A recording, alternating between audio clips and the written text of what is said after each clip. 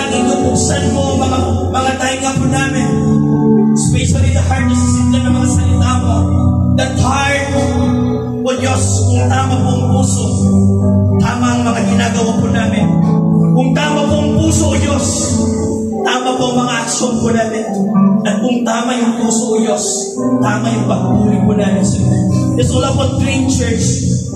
The church, not a building, but the church is us. To those who value you, my Lord God. Father God, we ask you, ikaw po muna sa aming magsasalita. Lagi mo kong itawag sa pinakay namin. At ang karangyaan, kanindigan mo siyang makita. We excite to preach this gospel. At Lord, manguna ka. Like the word of David. Huwag mong hayahin na lalakad ako magsasalita na wala ka. Pagpanahin mo po mga salita mo. And this we ask, my Lord, in Jesus' name. Amen. Pumarang na kami. Praise the Lord.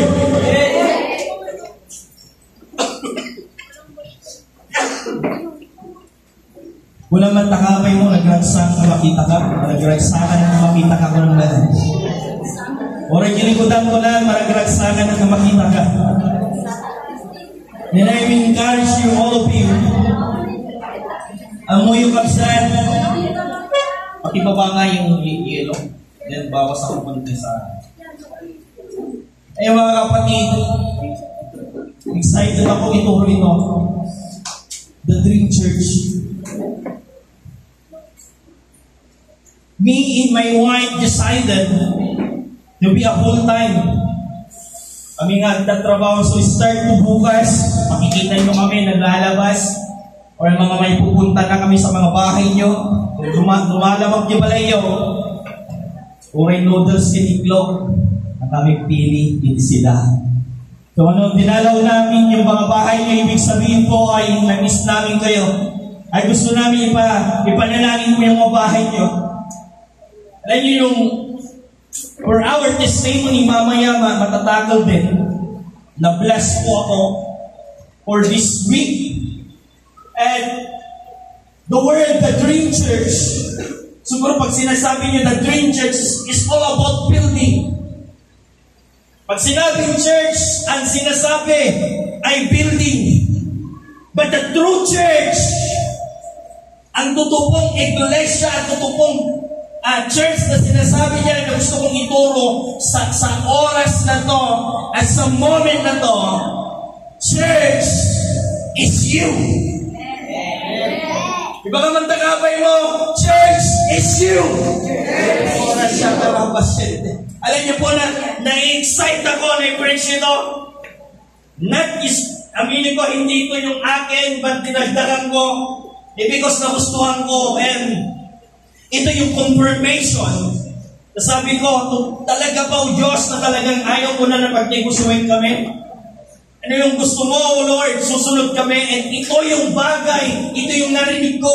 Go! Pag sinabi ng Diyos na go, He will supply all our needs.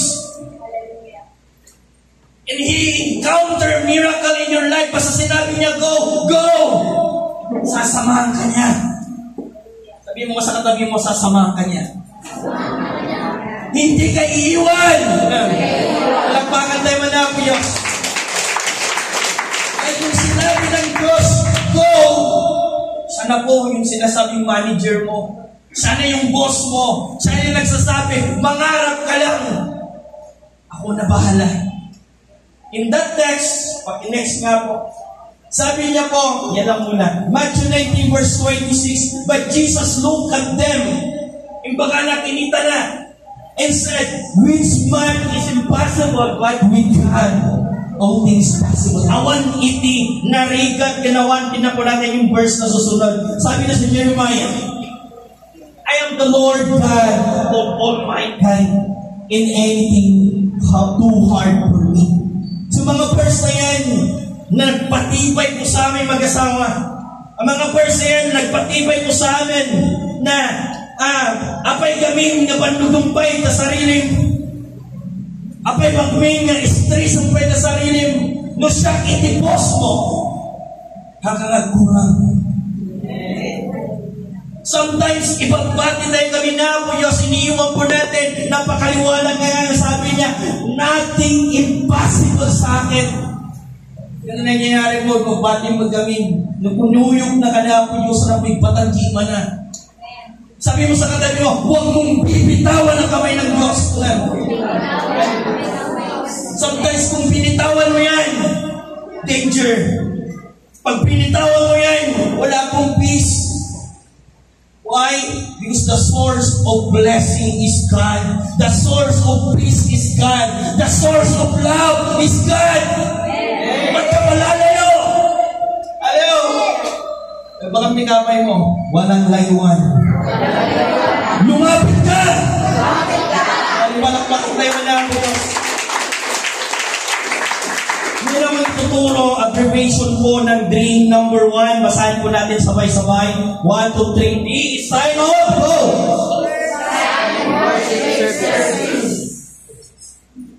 D is designed to worship service. Yan po natin yung slide. Sige, Matthew 21 verse 12 and 14 said, yan po natin yung sige, pag muna.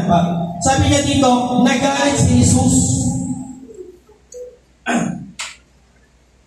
Sometimes ang dami mo nagpuna sa akin, bakit ako nagagalit? But nung nabasa ko to, wala nang palang masamang agalit. Kaya kayong mga nagagalit, as long na merong rason, hindi po masama ang magalit. At kung meron kang ituturo, like example, your mother and father at nagalit sa'yo, huwag ka din magtampo. Huwag ka din huwag mo din siyang kamuhian. Because nagagalit sila na merong gustong ituro sa'yo. Tama mali. Kung ikaw ay kabataan, nagagalit ang mga magulang mo na walang dahilan, doon yung nakakatampo. Dahil walang dahilan eh. Pero I think, naniniwala ko, hindi magagalit po ang mga magulang na wala pong dahilan. Tama mali. Kung itateknik po natin ang kinakagalitan mga yan, nagabsul ngayong nawan. Tama? Tapos, sasabihin mo, pagtampo-tampo ka, iyon na nga yung gusto niya na gawin mo lang. Kaya nga po, nagalit din si Jesus. Either she is a God, either she is napakabait, wala kang masabi sa kanya, pero tinan mo, nagalit siya. Bakit? Mayroong siyang dahilan. Bakit nagalit? Yan po natin, verse. Pumasok si Jesus sa templo at pinagtabuyan niya palabas ang mga nagtitinda at maminiroon. Ipinagtaob niya, tinaman, pagtog na ano? Itinaob niya ang mga mesa at mga maliliit na salapi at upuan ng mga nagtitinda ng kalapate. Anong ginawa niya? Kung baka nalilisan natin, ipagtog na. Right? Bakit sa nagalit po? It's because the church and the temple ay ginawa na nilang tindahan. No? Kaya po sa church na to, dito sa church dito, wala akong tindahan dito. Kaya kung nandito ka, huwag ka makipag-usap sa katabi mo. Tama? Because design of church is to worship our living God. Tama mali? Sabihin sa tabi mo, hindi tindahan dito ko na. Next, ano ba yung sabi niya in verse 13? Sinabi niya, sa kasulatan ang aking tahanan ay tatawaging bahay ng ngunit ginawa nitong lugar ng mga magnanakaw. So baka manitakabay mo na, huwag tayo tatakaw dito ay ko lang. Hallelujah. Ano ba yung sabi niya next for the last? Habang si Jesus ay nasa templo, lumapit sa kanya ang mga bulag at ang mga pinayos nila ay kanyang pinagaling. So the temple, ano bang ibig sabihin po? The church designed to service. Ginawa po yung church. What is, ano yung daming gagawin next? Sabi niya, the church designed to, number 1, sabi niya, worship. Wala kang ibang gawin pag pumasok ka dito kundi mag-worship kay Lord. Na, Eh, lagi namin tinuturuan ng mga kabataan na nagdidesay pag pumasok ka dito, imbis mag-chismisan ka. Imbis nag-chismis ka muna, nakikapag-kwento, di ba pwede hawakan mong pader? Lord, I declare na hindi ko magiging church ko namin. I declare blessing for this church. I declare na napupasok dito na encounter ni God. Because the sign of church is to worship. At nakikita din namin malaki yung improvement na din. Noon, ang hirap palakpakin, ang hirap itas yung mga kamay ngayon, nagtatas na ng kamay, palakpakan mga Diyos. Itamang takapay mo, nagkakatotima na. Kinaman takamay mo na muna nga, ingado, because lagi ko sinasabi, raise up your hands is a sign that you are weak. Pag binatas mo yung kamay mo, sinasabi, Lord, I'm weak and I need you. Come in my life.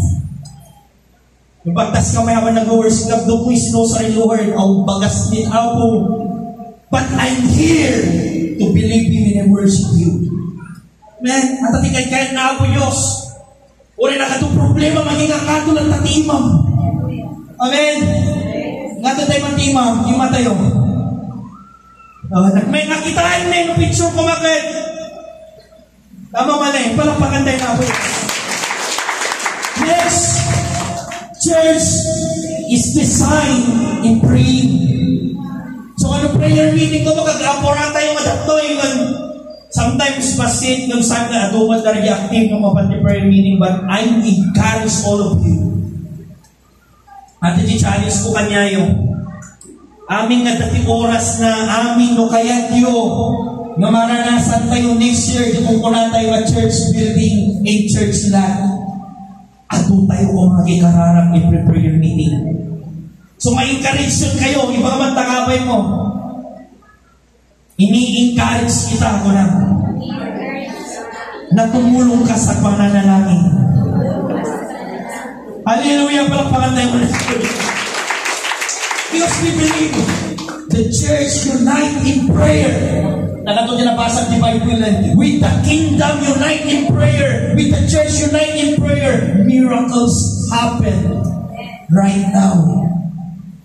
Uy, na nakulong ni Paul. Hindi lang naman sila nag-worship, but napakaraming churches to pray Paul in Silas. And the kingdom with the youth, Jerusalem, nung talagang atakihin sila, nung ginawa nila, unite fasting in prayer. Kailangan natin ngayon para mananasan ng Diyos. Nag-full time po kami to guide us na gusto kong ma-experience, Lord, yung miracle mo this year preparation for our coming church year. Yan po natin ang next. Teaching. Kaya mayroong mga discipleship na nangyayari mo. Ano pa yung sabi niya dyan? Love. Sige, next. Fellowship. Next. Influence. Next. Share the gospel. And for the last one, be a good example. The church is you. Kaya dapat mandun sa iyo yung teaching. Teachable ka. Tama? Dalang baka na kanyang basit, nag-urakan. Are you true church? Yung tunay po kasi na naniniwala kayo pag kinurek, nagbabago, hindi nagtatampo. The next is love. Dapat makita din na yan. The next is fellowship. Kung ang karoon yung cancel ko, tawag natin meal fellowship tayo because the opening, so nga kayo madalangan na riyan, lang yun, itubod yun to. Di Domingo, at itong ipisarili ng kwarto. So, madariyan na nyo, no? Dahilan nyo, kapay nga kaging, nagpaminsan, binustaan na nyo, itulog yung ton. Basta praise and worship, dati kagwatay suga, after the praise and worship, ilalabas sila to teach them. So, kaya, napapansin ko, napabayaan mga bata, because wala mo yung word teaching. Nawa po ay mayroong darating ng mga teaching. Influence. What influence po yan? Dapat yung sinabi ko nung Sunday, kung saan ka nilagay ni Lord, ikaw yung mag-influence sa kanila. Amen? Baka mag-Kristyano ka, nung DNTs bilang mag-clients kung kopya ka. Tama? Kunyari lang po yun, ha? Baka mga Kristiyano man ng eskwela, nagtatanggan man kasasa o manakos, ipagbagang eskwela nyo. Siguro naman kayong tatlo, na-bless kayo sa mga nag-invite sa inyo kaya pumunta kayo dito. Tama, mali? Kung yung mga yan ay nagsasalita ng masama, pupunta ba kayo? Kung mga yan ay pasaway, pupunta ba kayo? Tama? Kaya kung asan ka ngayon, wala man, ano kung asan ka ngayon? Yung mga nagrarakal, no? Dapat kumagandadar yung placard yung Jesus love you, kung kunayin niya yung rakal niya, why? Kung asan ka, pinunta ka dyan na may rason. Amen? Radya lang kong tinagaan natin yung nalim. Amin nga nagiyapanan na Apo Diyos king ka at dahil ni rason na usalan na ka. Amen? Hallelujah. And for the last, sharing the gospel and be a good example. Na? At dito po yung pangalawa. Next. Nalpas yung pangalawa po. Reach out the community. Paano tayo mag-reach out? Sabi niya dito, do something that you have not yet done before. Agaramit ka or gagawa ka ng mga bagay na hindi mo pa nagawa noon. No? Like example, yung mga hindi mo nagawa noon, dati nagkukupya nung high school ka. Dati, nagkukupya ka ng assignment, ngayon hindi na. Just do something na hindi mo pa nagawa. Dati, kung kupitan yung nanay mo, tatakag kupitan. Kayo mga nanay, dati, saukan niya, tatatan kong kontrolong batan. Do something that you not go for. Amen? Sabi niya dyan, you are called not to do what God commanded you. Tinawag ka daw para gawin mo ang mga bagay na pinapagawa sa iyo ng Diyos. Alam niyo po, yung pinapagawa ng sa'yo, napakadami yan, nataka na ni Pastor yan. Hanapin mo yung gift na para sa'yo. At kung nahanap mo doon, sabi niya dyan, gawin mo na yung kinukuman sa'yo. Next, ano ba yung sabi niya dyan? To find the soul for Jesus. That is number one command us. Ano ba yung sabi niya next? Bible reading, ito yung mga reach out community. Para ma-reach out natin sila, mayroong Bible study or Bible reading program, house to house visit. Yan po ngayon. Kaya nga po, nag-pray po kami na mayroon sana mga sponsor for Bible study and reading program. Yan po yung mga reason. Kaya gusto namin ngayon marinig. At gustong-gusto namin mabasa po sa aming mga messenger because we are now a full-time pastor. Pastor, mabalik ba mapantay? Di balay ni kasi 5. Message na mapantay. Ang gustong-gusto na namin basahin ngayon sa aming mga messenger. Pastor, mapantay di balay ni kararag na kami mantigasawa. Amen? Kasi nga nag-full-time kami, not on our own dreams, but nag-full-time kami para masunod po ang plano ng Diyos sa buhay po namin. Hindi pwede mga youth, kung hindi nyo pa na-win yung mga magulang nyo, Pastor, na i-encourage yung puso ko ngayon, baka pwede pong pumunta po kayo sa aming bahay para ma-reach out ko din ang mga magulang mo. Amen? And we are now using our life for God's glory. Kaya mag-message lang po kayo. And next, ano ba yung sabi niya lang? A church that stay inside is a wall is a church that only dying. Kapag tayo po ay nananatili sa loob na namin, namamatay ang iglesia. Alam niyo, ayaw ko po na dumating yung panahon at ayaw ko pong manahin po ang mga churches because ako po yung pastor na lumaki sa mga churches. Lumaki po ako sa church at ayaw ko po na gayahin po ang mga traditional church which is dumadami na lang po ang member because nanganganak. Alam mo yun? Literal na dumadami kasi nanganganak. But ang sabi ni Lord, go, ano sabi nga next? Ang sabi ni Lord, go ye therefore teach all the nation, baptize them in the name of the Father, the Son, and the Holy Spirit, and the Holy Ghost. Ang sabi niya dahil, go. hindi stay. Because yung church na nag-i-stay lang, wala pong reach out, wala pong Bible study, wala pong gawain, it's dying. Alam mo yung dying? Ay, nakakalungkot po. Dahil po, hindi sumabay sa mga strategy, hindi po sumabay sa mga gawain po para reach out the souls. Ang nangyari po talaga, stable church. Which is ayaw ko po yan. Kaya nga po, nag-i-study kami ngayon, nag-train kami ng mga kasama po namin to evangelize. Hindi pa po tayo traditional church. And I want to encourage all of you, dito tayo sa command ni Lord. Go! Mga matangabay mo, go! Kadwanak ko lang. Palampanan tayo malabos. Ano yung go na sinasabi niya sa atin? Sige, verse 20. Teaching them to observe all things, whatever I have commanded in you, and I am with you always, even the end of the world. Amen. So, kadwa tayo na Apo Diyos, nagwang the sister and brother with that. So, pangalawa po, reach out the community. Alam niyo po, makita niya na puno tayo dito.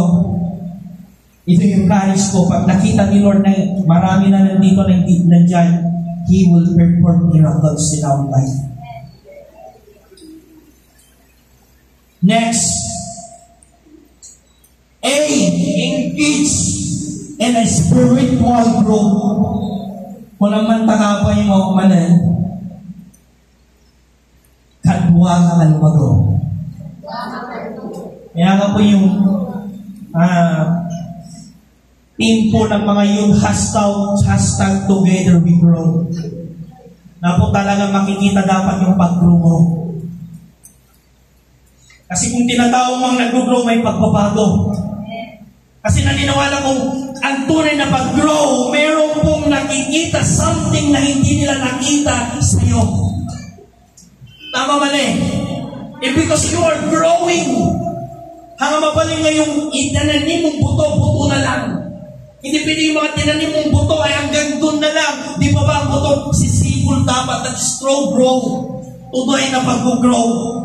Hindi po yung sinabi mo I'm grow pero wala namang nakikita. Tama mali. Engage the spiritual growth. Ano po yung mga yon? Number 1, mentorship. Kaya sometimes tinatawag ko, di mo kayo magulat, Pastor, baka pwedeng magkapi tayo. Salamat po sa mga pinapatawag ko at pinupunta dito. Kaya kung pinatawag ko kayo at sinabi ko magkapi tayo, that the word, basahin mo natin. Mentorship. May gusto kong ipagawa at pinasasabi ni Lord sa iyo. The word mentorship. Kaya kung pinatawag namin kayo, huwag kayong matakot, kapi lang yan. Then, walang takapay mo, huwag kang matakot, magkakapi lang yan. Malagpakan mga anak po Diyos. Pangalawa po, discipleship program. Sino nakakalam po ng church po natin may tinatawag na discipleship program? Taas niya kamay makasali doon. Ilan lang sila? Ilan tayo? Ay dami. Sa bagay, discipleship program is all about willingness.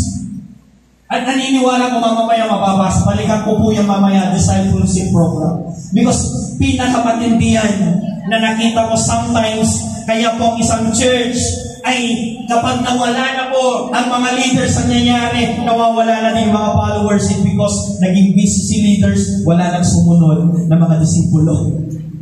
At ayaw ko namin mangyari yan right now. Wala namin kami Pastor Jonathan, pati ubing, rukyanan mintatan, kay korek. Nag-iba kang tawag mo, kadwa ka nga mag-korek. Wala. Kaya ipagbaruntang mo, bawal nagsukan. Kung makikita lang, susukan ka. Kahit anong gawin po namin pagtuturo yan, kung ang tayo mismo ay hindi nagiging discipleship sa mga nakikita ng mga anak natin, hindi natin kayang tuturuan sila. You, as a father and mother, ikaw yung nangguro na kuma, nagpakita na disipulo ka kanyata. Amen! Ibagbagang basa kayo mo anak. Hindi mo makikita nga, bukrag ka. Tama? Agkararag ka, anak. Di mo mong isurong agkararag. Alam niyo po, napakatindi po from 3 years old. Diyan po yung start ng pagdidisipulo sa mga anak. Anong unang gagawin mo sa 3 years old? Teach them to pray the food. So, mga nanay, yung anak niyo, tuhod niyo. Ha? Father, we thank you for this food. Bless this food. Bless our Father, Mama, Papa, mga anak ko in Jesus' name namin. A simple prayer. Naituloy niyo po sa mga anak niyo. Pag-isip sa umaga, isip ka mo kananay ko. Isip mo ka nang magkikita, kulado na kanto dyan mo. Amen, mga nanay. So maging discipleship tayo, disipulo tayo. Pangatlo, prayer meeting. Ito na prayer meeting, ulitin pa na. Ini-encourage kayo lahat. If you want miracle, start in prayer meeting. Tulungan po kami na manalangin. Next, ano pa para maging grow tayo? Conference. Kaya nga kami muna yung pupunta kasi walang budget. Ano pumunta si nanay, buti na lang si Nanay Marieta siya nagbayad ng registration niya. Ako naman 50 pesos lang, may libreng sasakyan kayo pumunta ako. But in God's time, kung nagurno-urno ka na conference ko, kaya ito nangyayari, may conference po. They have a conference in November 1 and 2 for the youth. In Ghana first week, no one nagbayad yung 100. Sila lang po yung, kasi second week, 150 na. At yung conference na yan ay nakapagpapalago for your, for your spiritual growth. Kaya nga po, dalo kayo ng mga kabataan, ang pagbayad nyo, paano mga milk tea? 100 pesos lang ata. Ipunan nyo po. 4 meals. At yung conference na yan, nagpakita po si Lord ng miracle sa amin. At yun po, pinapanalangin namin mag-full time, wala kaming baon. Pero sabi ni Lord sa amin, bibigyan kita ng malaking baon. Then yun po, na-close din namin yan yung conference na yan. 100 pesos, 5 meals, nakakanan. Sa amin po yung 2 meals. Gusto ko din may experience at mapaliwanag sa inyo. Tunay yung word na kunanan na ako Diyos kami in Psalms 37 verse 4 na magpakaligaya ka sa Kanya and He will give the desire of your heart.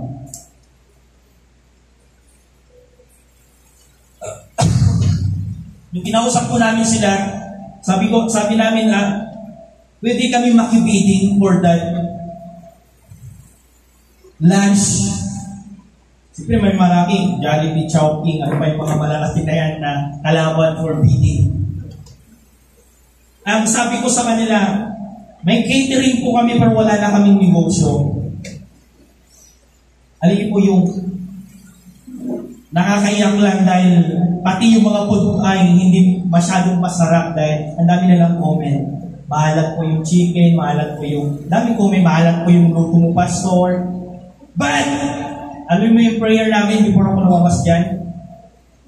Lord, kung sa amin talaga ito ibigay mo. Na yun nangyari po, kahit ganun yung comment nila, binigay pa rin sila sa akin. Alam nyo, hindi po basta-basta na pera to. Yung tiniwala ni Lord sa amin ulit. The King. Yung ginawa namin, dumadalo lang kami sa mga kinalulugdan ni Lord sa buhay po namin. Kaya sabi mo sa katabi mo, dumalo ka din para malugog si Lord. Mga prayer meeting, lahat ng mga activities kaluhan niyo, makikita mo ang pag-iis din mo. Kami nga dalawa, sabi na namin mag-asawa, how many years nag-negosyo tayo, love? Pagod tayo, how many years? 3 years ata kami nag-negosyo. Pero ibibigay lang pala ni Lord sa 2 araw yung pinapanalangin namin. Kaya sabi namin, inisip nga namin dapat magbuo dapat yung tithes. Kaya alam mo, di pa namin nahawakan yung pera, ang iniisip na namin ulit, yung tithes na God. Because dyan kami binibless ni Lord. Giving the full 100% tithes na para sa Kanya. Pang-apat, 5, seminars. Pang-anim, church activities. Kaya kung may Bible study, kapit bahay mo na nga yung Bible study, kapag dumalo. Hello? Kaya po, bangkod, may schedule po kayo doon ng second week, schedule namin doon. Ano ba next for the last to growth revival? So kung mayroon kayo nalaman na revival, pumunta kayo. Sa November 1 ng gabi, pwede tayong sumingit doon. Pero hindi kayo makakaupo kasi yung upuan para sa kabataan. Ang mga tatay, pwede daw tumingit pero nakatayo sila. Kaya sa November 1, pumunta po tayo doon sa mga gusto kong lumalo. Yan po to engage the spiritual growth. Bakit po kailangan natin mag-grow next? Ditignan po natin saglit. Discipleship is not a program, but kung natin tayo next, it's the heartbeat of a healthy church. Dahil kung wala pong nagdi-disciple, ano yung heartbeat? Maidag at matay. Discipleship is hindi po ito program. Ang naniniwala ko, ang discipleship po kasi is, ang sabi niya, the heartbeat of the church. Kaya kung gusto mong tumibok po ang puso ng church, makijoin ka. Pero napakahirap, alam po, yung discipleship naniniwala ko, para lang ito sa winning talaga. Para lang ito sa gusto pang mag-grow. Dahil kung na ni Pastora na alam yun, paano mo tuturuan yung mas magaling sa'yo? Tama? Kung tuturuan mo, mas magaling ka siya at gawin mo, mag-away lang kayo. Tama mali? Kaya yung discipleship ko mga kapatid is all about that willingness at gusto mo na tulungan na lumakas yung heartbeat ng church. At naniniwala ko kung malakas yung heartbeat ng church, nagpapatuloy yan to the next generation. Kung ako na nagaroon ka dyan ni Pastor, alam ko di ko na I will pay at nagbabayad ako ngayon ng garbage. Because pass away yung church na minamanage ko, kung na English body ko na pass away ang mga minamanage mo church, nagkurang ang discipleship. But when you start the discipleship, the youth, 12 years old to 17 years old, our church right now is 5 church. Nasa bagay, 3 years lang yung church nila, but 5 church yung iginasdor. At meron silang church ngayon na isa sa Pilipinas. Pang-anim. Kaya all of you, kung gusto po natin na lumubog, legalize na po natin. Kung gusto natin po na lumubog ang church na to, start to join the discipleship program. Hallelujah. Palakpakan naman natin Diyos. At pinakauli, may dalawa po, engage the spiritual world. Kaya dapat po tayo mag-engage sa lahat ng activity ng church. Next po mga kapatid, may dalawa na lang. Activate the members in ministry. Lahat po tayo may kanya-kanyang gift. Next na po, tinan po natin. Find the gift. Give them and join them. Hanapin mo po yung gift mo at mag-join ka. Pastor, bakit ako mabalinak pa nagkanta dito? Pastor, bakit ako mabalinak ba nga music fight? Wala po yan tinatanging edad. Kung mahanap mo, mag-join ka. Ano pa yung next? Sabi niya dyan, all of us, we have unique gift from God, coming from God. Meron pong siyang unique na para sa'yo. Dahil hindi ko alam magkampentero, meron nang binigay na gift na magkampentero.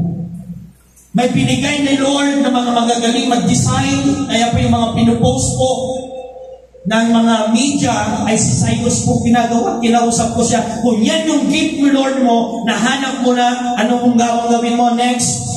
Pag nahanap mo na, ano sabi niyan? Find that gift in use for just glory alone. Kaya pa mga dinidesign mo sa iyo, sabi ko, ginagawa mo yan, hindi dahil inutusan kita, ginagawa mo yan dahil gusto mo mapupulan ng Diyos. Kaya kung nahanap mo yung gift mo kapatid, Ano dapat mo pa gawin? Next, ano yung sabi niya? Why that give and love that give? Ang nangyayari kasi, nahanap mo na, pero hindi mo minahal, kaya nawawala ka. Tama? Kasi kung minahal mo yan, naniniwala ko, hindi mo yan pakakawalan. Kasi mahal mo. Yung love mo nga, hindi mo pakawalan eh. Tama? Yung mga nagmahal na hindi niya pinapakawalan. Hindi nga gingato na rin asawa na. Gingato kayo mayo. Hindi mo mahal? Kaya Marlon? Diba? Di ba kung mahal mo, pinapakawalan mo ba? Hindi, di ba? Minamahal at talagang niyayakap mo. Kasi mahal mo. Kaya kung nahanap mo na kapatid, that gift, yung unique gift na binigay ni Lord sa'yo, unang gawin mo na naitatas ng Diyos. Pangalawa, mahalin mo yan. Iyakapin mo. Dahil napakadami pong tao sa mundo. Napakadami, millions people in the world. But iilan po ang nagpapagamit. Kaya I encourage you, sana na lang dito, kung nahanap mo, mahalin mo. At kakatawa mo yun, love story sa aman ni Pagpanda. Ministry po, sinasabi, hindi po ito love life mga anak. Ano po yung verse niya? When every member has activated their gift, sabi niya, then use their gift. Nung activate mo ka ng gift, anong gagawin mo? Use it. Pag i-use mo, tinan mo, napakatinding sinabi niya pa dito. Next, that the church become unstoppable. Kapag ang mga gift na ginagamit mo, ay ginamit mo yan, ang church daw ay maging unstoppable. Kaya giyaman na kanaya po Diyos ang kasla dating ibabaw mo iti-transportan. Kuya Marlon, nagsundo ka. Diba? Halos, baka pa lang kinachat ko na sa Kuya Marlon, masama magsundo. Sayro sa pagkagsundo. Tawag ito, sino pa yung isa? Hindi akong matan. Francis. Hindi na mayroon. Nag-iska po na naman nata. No? Kaya makanapos sa inyo, hindi na po kailangan na utusan kayo. Pag-usbusan na kayo. Because, ano yung dapat gawin dyan? Ginagawa nyo kasi na yan. Na merong love. Amen! Palakpakan naman dito ang story ng music. Naglalabas kami for this month.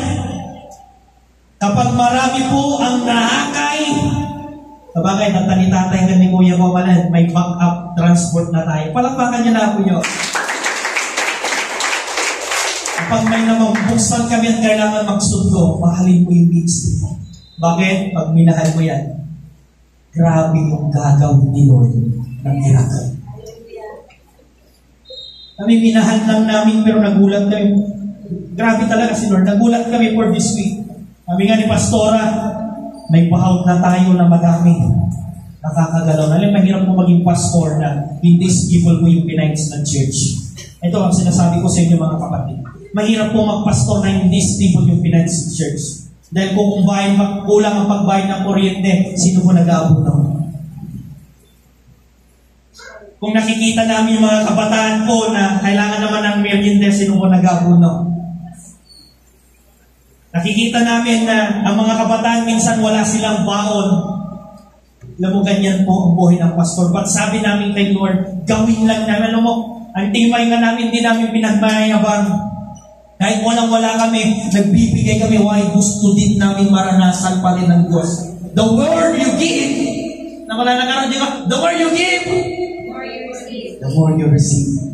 Kaya po, mahalin mo lang yung ministry mo in maraming mararanasan na ipaparanas ng Diyos sa buhay natin. Next, ano ba yung sabi niya dyan? The blessing are overflowing, umaagos, hindi mapigilan. Kaya nga po, nahanap mo na, activate mo na yung gift mo, ang gagawin na maging unstoppable yung church, hindi na maging unstoppable yung church, umaagos, bumubuhos, hindi mapigilan na pagpapala ang parating. Why? Nagtatrabaho ka na para kasi sa ating Diyos na nagbibigay ng pagpapala. Sino nagtatrabaho? Lagi lahat po tayo may trabaho. Number 1 gift is to pray our church. Pinakalas po na pag-aaralan namin, napakasarap po to. Ano yung verse niyan? May verse pa ata. Sige, next. Jeremiah 23, verse 23, 24. Wala pong lihim sa harapan ng Diyos. Kaya kung na-activate na yung gift mo, ginagamit mo yan, pinapapuri mo ang Diyos sa mga ginagawa mo. 23 and 24 ng Jeremiah, nakikita ka niya. Tapik yung man, tapik, baka no, holding lang gamit ko ba? Nakaturog. Kung naman takabay mo, basahin natin, activate your gift. Activate your gift. Sige, baka nakaturog. May sampay man nga ba? Activate your Kaya kung mga magaling kumanta dyan, magaling po dyan mag-evangelize, magaling mag-open po ng mga Bible study. Sister, mabalang Bible study kami ta. Uran kasi kayo nag-preach kami kumapan. Di ka palay mo, kapit-bahay mo. Sister, mabalang mag-Bible study tayo dito na mapang kami. Na? Mapang kami, urin niya ang oras, taon trabaho min. Kaya gusto namin mabasa, sana po, and I pray to the Lord for this week, may mamabasa kami ganyan. Pastor, may naman niya pala yung nagpartiyak critical day na nagparti ka kami yung tipado ka, in-invite nyo ni Karubami, at preach ka, Pastor. Ayaw kung may birthday sa inyo, anong gawin nyo? Hindi na gusto namin makipalangit na the birthday. Hanga mapaling na invite na kami, tarang natin, si Mali birthday, nagadumapan. Tama mali. Ang birthday po, kahit hindi mo inibinta, pupunta ko hindi. Bakit? Gusto niyang kumain. Baka pwedeng tawagin niyo kami, hindi dahil pakikain kami. Bakos gusto namin gawin opportunity yan to preach the gospel sa mga in-invite niyong mga kamag-anak niyo. Amen? Kung mag-birthday ka niya yung dapat nakamabsinan. Amen? Anyong sakot kaya invite na, Pastor, dapat kami niya makita mo na dyan sa lamisaan. So may nabalik kami na. Nawag gamitin po namin. Kaya nga po yung mga nag-invite sa amin, salamat po. At kung sinabi niyo in-invite namin kay Pastor to preach na po, yan ang gusto ko. Kaya nga po, start right now, do inactivate your gift. Panguli po, mobilizing or mobilize the global impact. Next, ano sabi niya dyan? Mobilize means, tinan po natin, magpakilos or kikilos. Kita man tagabay mo na kumikilos. Ayaw magpakilos, bilang leader yung magpakilos. At yung kikilos naman is fine, or ang tinitingnan ng kumikilos, kayo po. Kaya kung inutusan namin kayo, natatawa kami nga sa GC po ng discipleship. Ay, paiso ata kasi kami nag-share. Wala na ganyan. Oo, totoo. Naisulat na nga eh. Kaya nga po sa practice po namin, i-announce ko, baka gusto nyo po makinig. Every Saturday po, ang unang preacher po ng exhorter si Yana. Okay, tayo nga nga. Si Ina. Susunod ay si Sino? Si Trisha po. Trisha. Tapos susunod ay sa Apling. Tapos ano sa iyo Na, si Tio daw kapong kasi natapos. Kaya mo sila po yung tinitrain namin. Hindi mo, ang babata nila, yung puso daw nila tumitibok-tibok. Pero sabi ko sa kanila, do inactivate your gift. Palakpakan tayo man natin, Diyos. Dapat kumikilos. Pinipiling inactivate mo lang, nagtungaw ka man. Na nakita nga rudan na ito ay transported na marigrigatan, tumulong kayo, kumikilos. Next, ano ba yung sabi niya?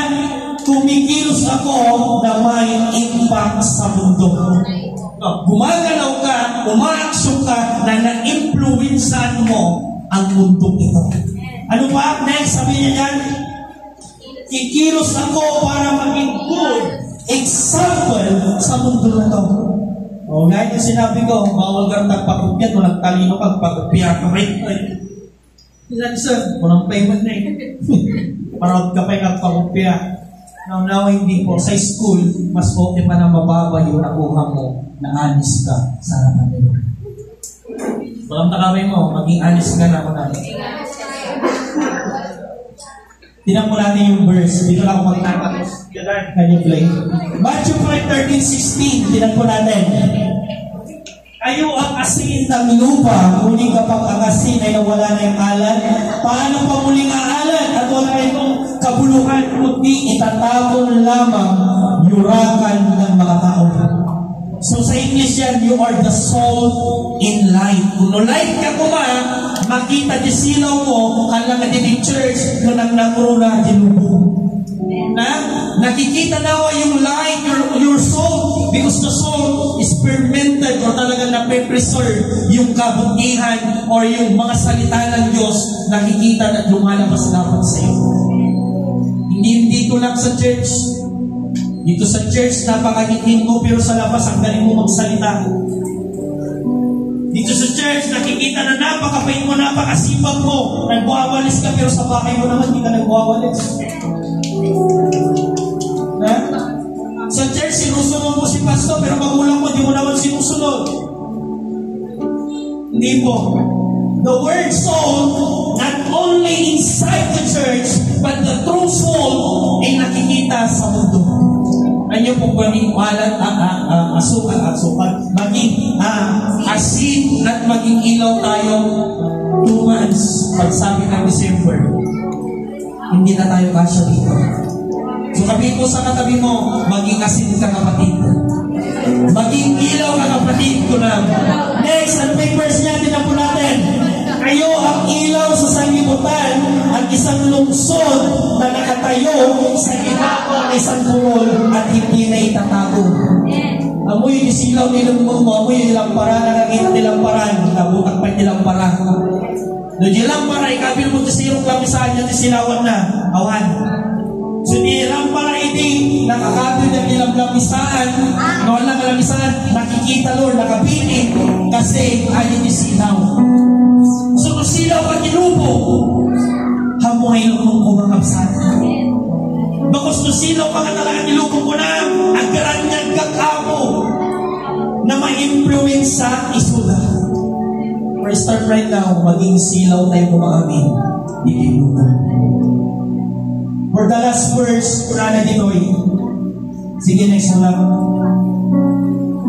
Next. Hindi rin sinisindahan ang sinuman ang ilawan upang ilagay sa ilalim ng takalan. Ngunit ito ay inilalagay sa lalagyan, ilawan at nagliliwanag lahat na nasa bahay. Nakikita dapat yung liwanag sa bahay nyo at sa labas ng bahay. For the last, pinakapatindi, sa ganitong paraan, pagliwanagin ninyo ang inyong ilawan sa harapan ng mga tao upang makita nila ang iyong kabutihan na gawa, sa gayon luluwalhatiin nila ang salamat. Lagi ko sinasabi, kahit hindi ka na mag-invite, kung nakikita nila yung kabutihan ng Diyos sa buhay mo, uusa na silang sasama sa iyo. Sa muli kapitbahay mo, nakita na yung glory mo na nire-restore mo sila. Hindi ang pinapakita nyo, nagsisigawan, nagbabatuan niya, ang family na, kaya nga po blessed ako sa mga pamilya na pinipiling yung mabuo. Ayun, nakita nyo kapag ang pamilya ko nabuo, nagmamahalan, nakikita nila yung good example, sama-sama kayong pumupunta sa church. Kahit hindi kayo magbabayad. Ipakita nyo sa mundo nito na you and I is the soul in light. Not only this church, especially kung saan ka tinawag ng Diyos. The rest up to the Lord.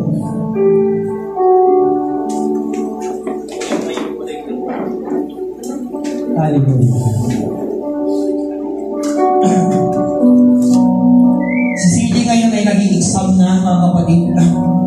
People are praying for you. Pwede bang a konting prayer para sa kanya ulit? Alam mo, bakit ko dinidikit na manalangin? Siya po kasi yung pinakaunang professional.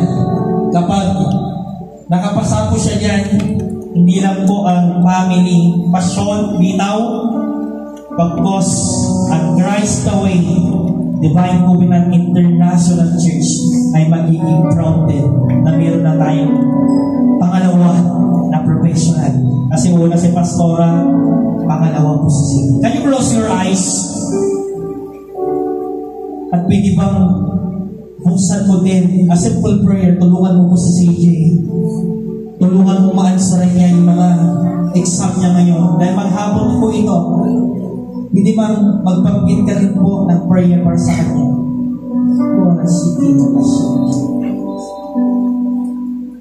Kawan, hindi ako yung mananalangin, hindi tayo lahat.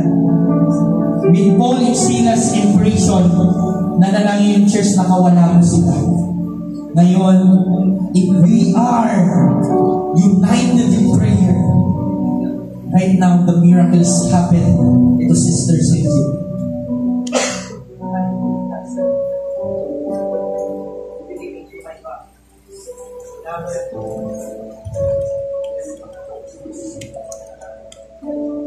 Iwala ko na exam na yan, hindi ko papasan.